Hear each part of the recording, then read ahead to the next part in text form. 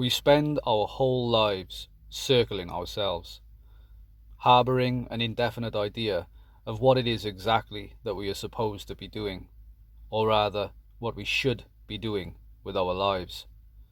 Most of us continue to live this way, on the fringes of what we could, and most certainly would, completely encompass should we only be given the opportunity to do so. But so seldom we have the chance to make a genuine living doing what truly inspires us. So inevitably, if we are dutifully natured, we find employment as a necessity to exist in relative comfort, to provide security for ourselves and our loved ones, and occasionally, when time permits, we return to the centre of our true self, our true personality, temporarily, lest we indefinitely lose sight of who we truly are, beneath the surplus requirements of our required, variable social persona. And what is it that lay in the centre, that which the majority often spend a lifetime orbiting? It is what we really are, what truly moves us. It is meaning, our personal meaning. Imagine, as a vocation, waking every day to find yourself doing something that you unquestionably love doing, be it singing, dancing, painting, writing, creating music. Consider how different your life would be if you truly loved what you did for a living. Now think of the millions of people who may be experiencing this discontent on a daily basis, only returning to their centre briefly when the moment presents itself, perhaps on weekends, tailoring a dress or spending some time at the piano. Henry David Thoreau famously stated, "Most men lead lives of quiet desperation and go to the grave with the song still in them." Think of it. How much energy does it take to neglect our true vocation, our natural talent, the personal gift given to each one of us upon passage into this world, the element of ourself that we willfully abandon in the pursuit of something considerably less valuable? To drive its spirit into the grave of the unconscious underworld, to bury it beneath the rubble of cold industry, social commerce, and financial requisite. A form of depression can manifest as a result of this uncompromising mode of being.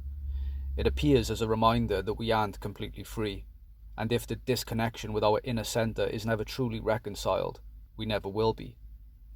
We will continue, empty, circling ourselves, dipping our toe in the cool river of our own true being to satisfy the curiosity just long enough to make going back to our day jobs bearable.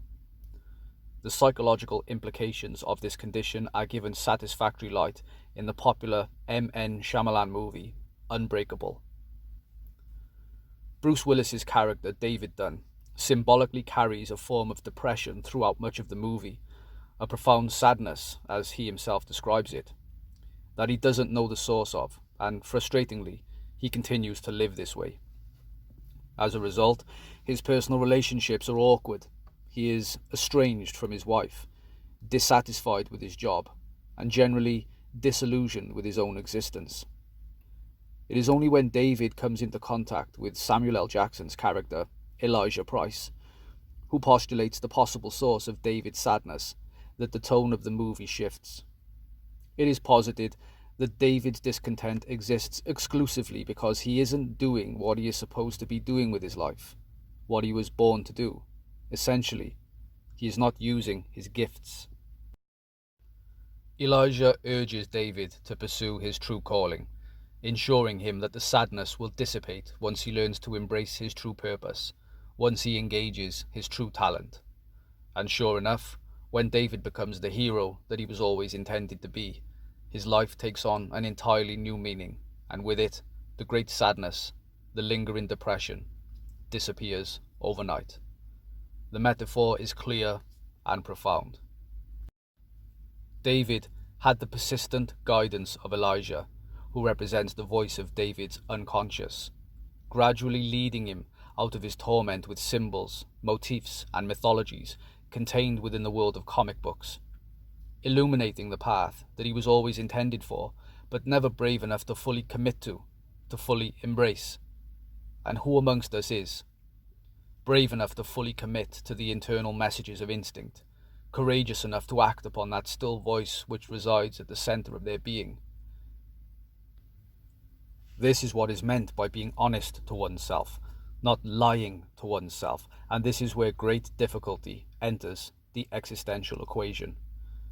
In an age where persona is a requisite to navigate in social environments successfully, be it physically or digitally, how do we strip away the imitative accumulation of personal, hypnotic habit and capture the center of what we truly are?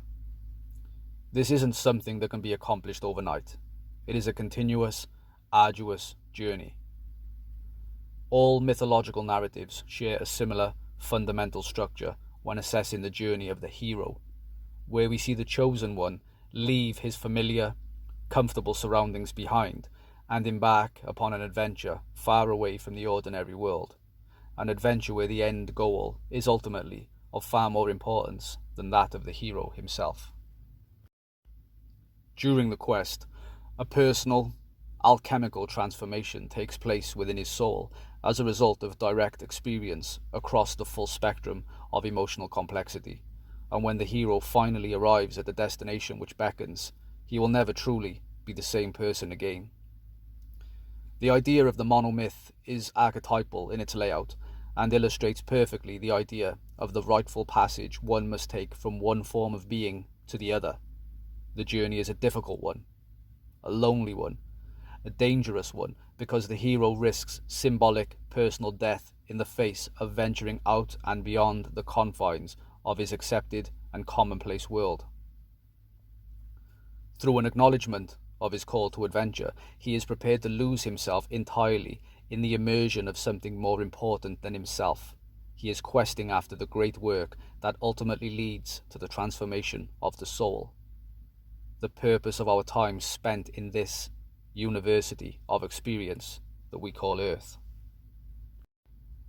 We may not wake every day and find ourselves completely engrossed in a livelihood that we love, and who in all honesty does?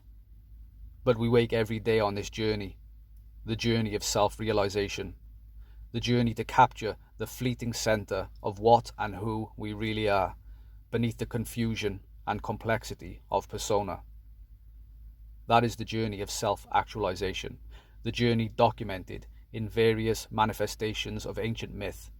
Because if spiritual growth is to occur, then the hero must leave the world as he knows it, venture into the unknown, through the spiritual realm of the underworld of the soul, and eventually return, reborn, self-initiated. The heroic journey is a self-imposed metamorphosis that takes place physically and alchemically, like the chrysalis phase of the butterfly, before the creature emerges anew, like the phoenix that rose from the ashes of its previous existence. The heroic journey is one of self-immolation in the pursuit of the center, the real counterpoint of the individual soul. The journey is one that begins at birth, and one that can only truly continue throughout life and beyond, under the will of the spiritual pilgrim. The will to power is everything. Thanks for watching.